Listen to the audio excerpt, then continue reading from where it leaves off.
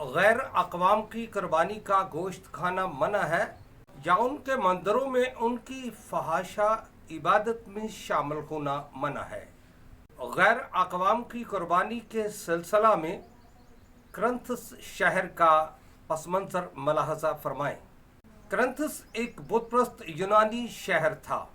वहाँ फोनीकी, यूनानी, रूमी, मिस्री, अकादी, समैरी, कनानी और दीगर बेशुमार बुतप्रस्त अक़वाम रहती थी।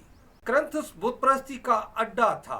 वहाँ अर्तमस देवी और अतीका देवी, वीनस और अफरोदस देवी, हर्मस और जेवस देवता, मारस और पोसाइडन देवता वगैरह के आगे कुर्बानियाँ चढ़ाई जाती थी। पूरे शहर में जगह जगह माबद और मंदिर थे। कुर्बानी के गोश्त को भून कर खाना, शराब पीना और कसबियों के साथ नाजेबा हरकत करना उनकी इबादत के अहम हिस्से थे। वो कुर्बानी के गोश्त के 3 हिस्से करते थे।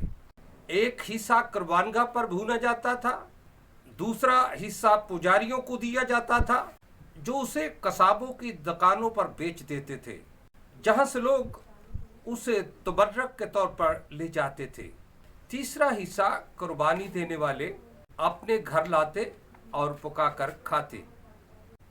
पौलुस रसूल की मनादी से करंथस के बहुत सारे लोग मसीही बन चुके थे, लेकिन पौलुस रसूल के चले जाने के बाद करंथस के बास नौमरीद एक तरफ तो मसीही इबादत में रोटी तोड़ने में मसीहों के साथ शामिल होते थे और दूसरी तरफ बुतप्रस्तों के मंदिरों में जाकर उनकी फहश इबादत में कुर्बानी का गोश्त खाते, शराब पीते और उनकी फहाशी में शरीक होते थे।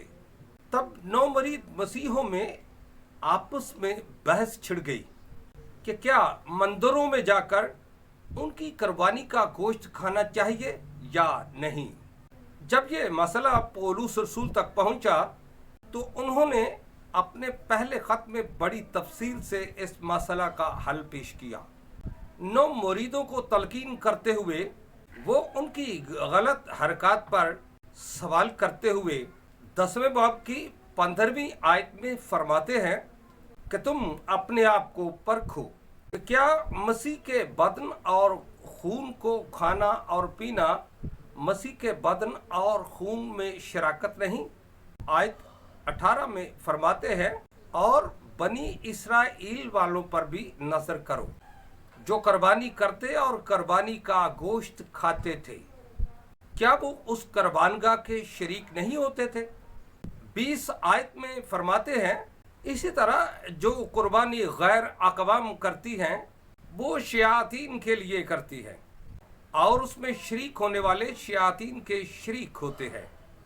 21 आयत में वो इस मसले का हल पेश करते हुए फरमाते हैं कि तुम खुदावंद के प्याले और शयातीन के प्याले दोनों में से नहीं पी सकते। तुम खुदावंद के दस्तरखान और शयातीन के दस्तरखान दोनों में शरीक नहीं हो सकते। यानी तुम खुदावंद के अलतार से मसीह का बदन और खून और शयातीन के दस्तरखान से कुर्बानी का गोश्त और शराब इकट्ठे नहीं पी सकते। तुम्हें सिर्फ अल मसीह के दस्तरखान से उसका बदन और खून लेना चाहिए, ना कि गैर अक़वाम के मंदिरों में जाकर उनका भुना हुआ कुर्बानी का गोश्त और शराब पीना चाहिए। 22 आयत में फरमाते हैं क्या तुम ऐसा करके खुदावंद की गैरत को ललकारते हो? क्या तुम खुदावंद को शैतान के बराबर समझते हो?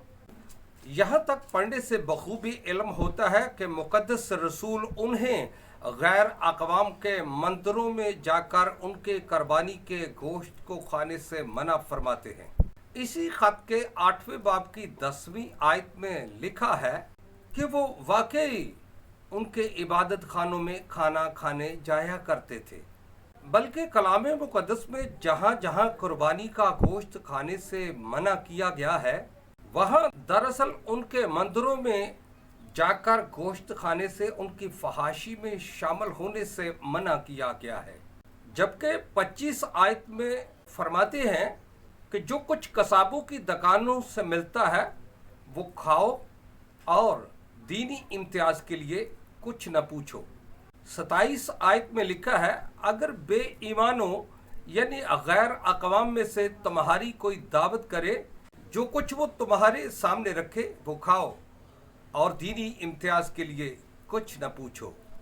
और तीसरा हिस्सा जो कुर्बानी देने वाले अपने घर ले आते थे, खाने से मना नहीं है।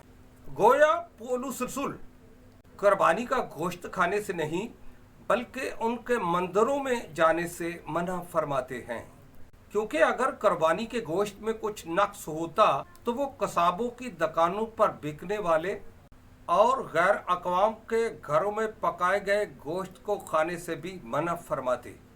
लेकिन वो अलमसीह के कौल को मानते हुए उन्हें गोश्त खाने से मना नहीं करते, क्योंकि अंजील मरकस के 7 बाब की 18 आयत और अंजील मत्ती के 15 बाब की 19 आयत में अलमसीह फरमाते हैं कि जो चीज़ मुंह में जाती है वो इंसान को नापाक नहीं कर सकती, क्योंकि वो पेट में जाती है और मज़बला में निकल जाती है।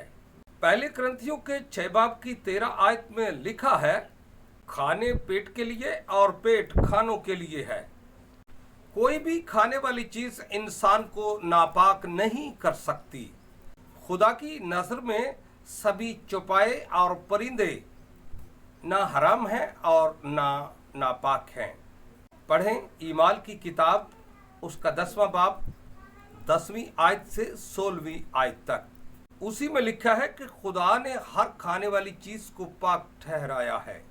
रूमियों के खत के 14 बाब की 14वीं आयत में लिखा है, कोई भी चीज बजात खुद हराम नहीं और जो उसको हराम समझता है उसके लिए हराम है।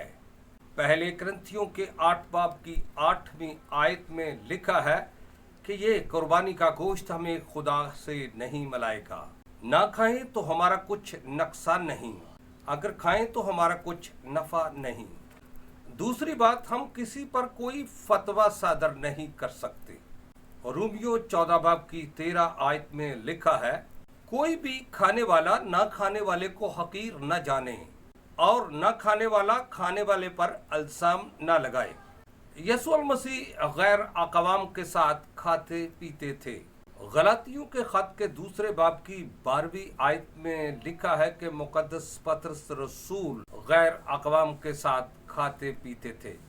गैर अक़वाम का रसूल मुक़द्दस पौलुस रसूल यहूदियों, यूनानियों, रूमियों, अफलातूनियों और अबकोरियों के साथ भी खाते पीते थे।